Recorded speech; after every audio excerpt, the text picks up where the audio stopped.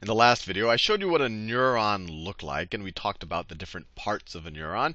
And I gave you the general idea of what a neuron does. It gets stimulated at the dendrites, and the stimulation we'll talk about in future videos on what exactly that means. And that impulse, that information, that signal gets added up if there's multiple stimulation points on various dendrites. It gets added up, and if it meets some threshold level, it's going to create this action potential or signal that travels across the axon, and maybe stimulates other neurons or muscles, because these terminal points of the axons might be connected to dendrites of other neurons or to muscle cells or who knows what.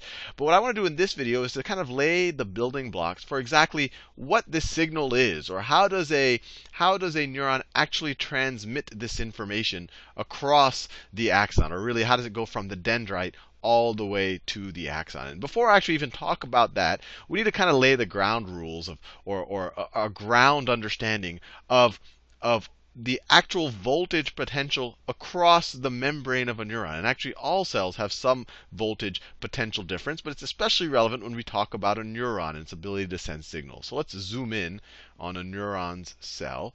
So let me just zoom in. Right there. I could zoom in on any point on this cell that's not covered by a myelin sheath. And I'm going to zoom in on its membrane. So let's say that let me go down here. Let's say that this is the membrane of the neuron, just like that. That's the membrane. This is outside the neuron or the cell. And then this is inside the neuron or the cell. Now, you have sodium and potassium ions floating around. I'm going to draw sodium like this. Sodium is going to be a circle. So that's sodium, and they're positively charged ions, have a +1 charge. And then potassium, I'll draw them as little triangles. So let's say that's potassium. Symbol for potassium is K. It's also positively charged. And you have them just lying around. Let's say we start off both inside and outside of the cell. So let me draw some potassium. I'll just do it as a triangle. It shouldn't be a time sign. It should be plus. So there's some potassium inside the cell, and then there's some potassium outside. There's a plus charge, and then there's some sodium inside the cell. They're all positively charged. Sodium inside, some sodium outside. Now, it turns out that cells have more positive charge outside of their membranes than inside of their membranes. That there's actually a potential difference. That if the membrane wasn't there, negative charges would want to escape, or positive charges or positive ions would want to get in. So let me write this down. The outside ends up being more positive, and we're going to talk about why. More positive. And we could say less positive. Less positive. So this is an electrical potential gradient. Right? If this is less positive than that, if I have a positive charge here, it's going to want to go to the less positive side. It's going to want to go away from the other positive charges. It's repelled by the other positive charges. Likewise, if I had a negative charge here, it'd want to go to the other side. Or a positive charge, I guess, would be happier being here than over here. But the question is, how does that happen? Because left to their own devices, the charges would disperse, so you wouldn't have this potential gradient. Somehow we have to put energy into the system in order to produce this state where we have more positive on the charge on the outside than we do on the inside. And that's done by sodium-potassium pumps. And I'm going to draw them a certain way. So I'm going to draw them like this. And this is obviously not how the protein actually looks, but it'll give you a sense of how it actually pumps things out. So let me draw it like, I'll draw that side of the protein. Maybe it looks like this. And you'll have a sense of why I drew it like this. So that side of the protein or the enzyme. And then the other side, I'll draw it like this. It looks something like this. And of course, the real protein doesn't look like this. You've seen me show you what proteins really look like. They look like big clusters of things, hugely complex. Different parts of the proteins can bond to different things. And when things bond to proteins, they change shape. But I'm doing a very simple diagram here. And what I want to show you is this is our sodium-potassium pump in kind of its inactivated state. And what happens in this situation is that we have these nice places where our sodium can bind to. So in this situation, sodium can bind to these locations on our enzyme or on our protein. And if we just had the sodiums bind and we didn't have any energy going to the system, nothing would happen. It would just stay in this situation. Now, the actual protein might look like something crazy. The actual protein might be this big cloud of protein, and then your sodiums, maybe your sodiums bond there, there, and there. Maybe it's inside the protein somehow. But still, nothing's going to happen just when the sodium bonds on this side of the protein. In order for it to do anything, in order for it to pump anything out, it has to be it uses the energy from ATP. So we had all those videos on respiration, and I told you that ATP was the currency of energy in the cell. Well, this is something useful for ATP to do. So ATP, that's the adenosine triphosphate, it might go to some other part of our enzyme, but in this diagram, maybe it goes to this part of the enzyme. I'll do it in a different color. So that's maybe our ATP. And then this enzyme, it's a type of ATPase. And when I say ATPase, it breaks off a phosphate from the ATP. And that's just by virtue of its shape. It's able to plunk it off. When it plunks off the phosphate, it changes shape. So let's write this down. So let me write down the steps, just so we remember, and I think it'll help. So step 1, we have sodium ions, and actually let's keep count of them. We have 3 sodium. These are the actual ratios. 3 sodium ions from inside the cell or the neuron. They bond to pump, which is really a protein that crosses our membrane. Now step 2, we have also ATP. ATP gets broken into ADP plus phosphate on the actual protein, and that changes the shape. So that also provides energy to change shape, pumps shape. Now, this is when the pump was before. Now, after, our pump might look something like this. Maybe I'll draw it.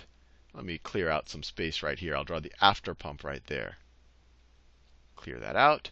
And so this is before. After the phosphate gets split off of the ATP, it might look something like this.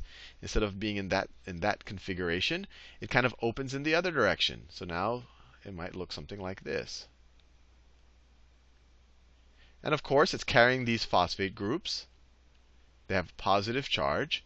It's carrying those phosphate groups. And it's open like this. This side now looks like this.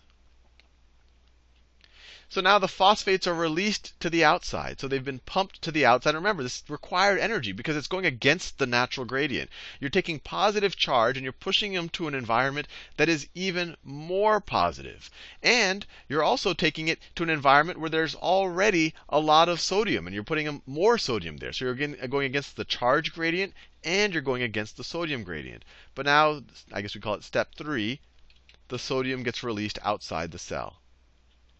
So here, and when this changes shape, it's not so good at bonding with the sodium anymore. So maybe these become a little bit different too, so that the sodium can't even bond in this configuration now that the protein has changed shape due to the ATP. So step 3, the 3 Na pluses, sodium ions, are released outside. Now, once it's in this configuration, we have all these positive ions out here. These positive ions want to get really as far away from each other as possible. They'd actually probably be attracted to the cell itself because the cell is less positive on the inside. So these positive ions, and in particular the potassium, can bond at this side of the protein when it's in this, I guess we could call it, this activated configuration. So now, I guess we could call it step 4. Step 4, we have 2 sodium ions bond to, I guess we could call it the activated pump. Activated or changed pump. Or maybe we could say it's in its open form. So they come here, and then when they bond there, it rechanges the shape. It rechanges the shape of this protein back to this shape, back to that open shape. Now, when it goes back to the open shape, these guys aren't here anymore, but we have these 2 guys sitting here. And in this shape right here, all of a sudden these 2 divots, or maybe they're not divots, they're actually things in this big, cluster of protein. They're not as good at staying bonded or holding on to these sodiums, so these sodiums get released into the cell. So step 5, the pump This changes shape of pump. So pump changes shape to original. Changes shape to original. Changes shape to original. And then once we're in the original, those two sodium ions released inside the cell. And we're going to see in the next few videos why it's useful to have those sodium ions on the inside. You might say, well, why don't we just keep pumping things on the outside in order to have a potential difference? But we'll see these sodium ions are actually also very useful. So what's the net effect that's going on? We end up with a lot more, we end up with more sodium ions on the outside, and we end up with more potassium ions on the inside. But I told you that the inside is less positive than the outside. But hey, these are both positive. I don't care if I have more potassium or sodium. But if you paid attention to the ratios that I talked about, every time we use an ATP, we're pumping out 3 sodiums, and we're only pumping in 2 potassiums, right? We pumped out 3 sodiums and 2 potassiums. Each of them have a +1 charge, but every time we do this, we're adding a net 1 charge to the outside, right? 3 on the outside, 2 to the inside. We have a net 1 charge. We have a +1 to the outside. So we're making the outside more positive, especially relative to the inside. And this is what creates that potential difference. And if you actually took a voltmeter measures electrical potential difference, and you took the voltage, if you took the voltage difference between that point and this point, or more specifically between this point and that point, if you were to subtract the voltage here from the voltage there, you will get -70 millivolts. -70 millivolts, which is generally considered the resting voltage difference, the potential difference across the membrane of a neuron when it's in its resting state. So in this video, I kind of laid out the foundation of why and how a cell using ATP, using energy, is able to maintain a potential difference across its membrane where the outside is slightly more positive than the inside. So we actually have a negative potential difference if we're comparing the inside to the outside. Positive charge would want to move in if they were allowed to, and negative charge would want to move out if it was allowed to. Now, there might be one last question. You might say, well, gee, if this kept happening, if we just kept adding charge out here, our voltage difference would get really negative. This would be much more negative than the outside. Why does it stabilize at -70? To answer that question, and these are going to come into play in a lot more detail in future videos, you also have channels, which are really protein structures, that when they're in their open position, will allow sodium to go through them. And there are also channels that are in their open position would allow potassium to go through them. I'm drawing it in their closed position. And we're going to talk in the next video about what happens when they open. But in their closed position, they're still a little bit leaky. They're still leaky.